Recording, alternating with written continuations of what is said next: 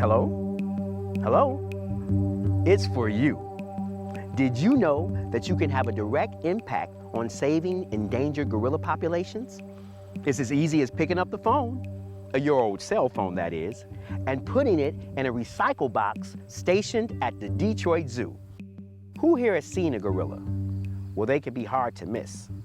Gorillas are the largest primates on the planet, and adults can weigh in at 350 to 500 pounds. Though their size can make them seem intimidating, this is far from the truth. Gorillas are gentle giants who feel at home in dense forests, have strong social bonds, and are considered highly intelligent. In the next few minutes, we are going to look at the gorilla's unique physiology, how its habitat supports its survival, and how we can help endangered gorillas thrive in the future. Gorillas are ground-dwelling herbivores, meaning they don't eat meat, that live in the forest of Central Africa. A common mistake is that gorillas are monkeys. Gorillas are actually apes. And the easiest way to tell the difference is that gorillas don't have tails, but monkeys do.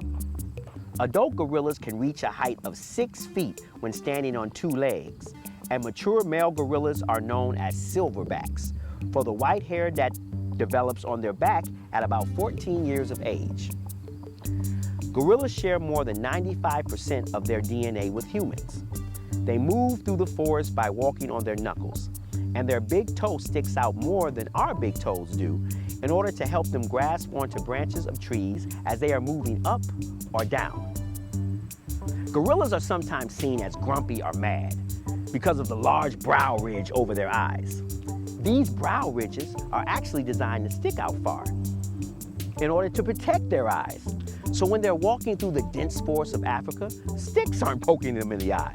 This helps fend off any potential injuries as they are moving along and going about their daily life. Gorillas have been characterized as big monsters because of their size. However, research shows that the last resort for gorillas is to fight, and they do as much as they can to avoid confrontation with a potential threat in hopes that whatever is threatening them will be scared off and wander away. Even the largest of gorillas will stop what they are doing in order to take advantage of some time to play. And it is not uncommon to see a 400-pound silverback laughing and playing with one of the gorilla babies that make up the smallest members of the group. Gorillas are very social creatures, living in family groups of up to 40 other gorillas called troops that have well-developed social structures. Some of these troops have been established and thriving for over 30 years in the wild. Troops are usually led for years by one dominant silverback, and a typical day for the troop will involve periods of rest, movement to new food sources, and eating. Trees, plants, and foliage in the gorilla's habitat are their primary sources of food, and gorillas will walk miles in a day to get from one food source to another. If the troop has many members, the food source the silverback leads them to must be enough to feed everyone in the family. Gorilla habitats play a very important role in their survival. The trees that act as food sources for the troop provide shelter and materials for sleeping nests at night, on the ground for males, and higher up in the trees for females and babies. Without these trees and plants, the gorillas are unable to find food for their family groups and unable to find shelter or make their own shelter to protect them from predators at night. Gorillas live around the Congo River in western and eastern Central Africa. Changes to these areas of the world cause huge disturbance to the gorilla troops living there.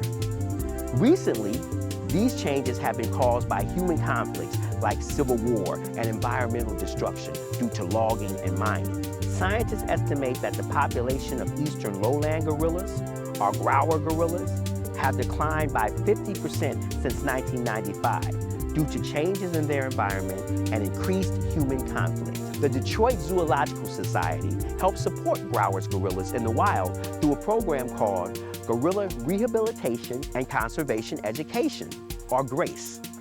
The destruction of the gorilla's habitat makes it impossible for them to survive and thrive. They need a lifeline. That's where you and I come in. In the past 10 years, the demand for new cell phones has skyrocketed, which means that the demand for the materials and minerals used in cell phones has also increased. Minerals that can be found in cell phones include tin, gold, lead, aluminum, and coltan, a rare and valuable mineral. 80% of the world's supply of coltan is found in Central Africa, which is prime gorilla habitat.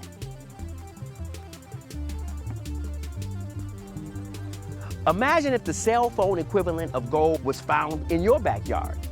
You'd have a lot of people showing up ready to dig up that material. However, when we throw away things like cell phones and small electronics, they not only impact our landfills by increasing the amount of trash we have in them, but the chemicals and minerals in them leach into our soil and groundwater, creating hazards for our local bodies of water, like the Great Lakes. We want to keep those water sources clean and healthy so we can enjoy them for a long time.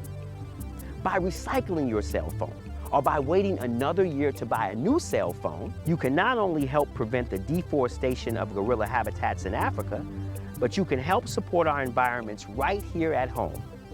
Cell phones and portable electronics have low recycle rates, which means that these products are thrown away more than they are recycled. The Detroit Zoo is joining zoos around the country in an effort to collect and recycle 10,000 cell phones this year, and we hope you will join us too. Supporting gorilla habitats helps all the animals that live in the rainforest, and preserving our groundwater helps sustain Michigan waterways for years to come. Let's start this green journey together, today.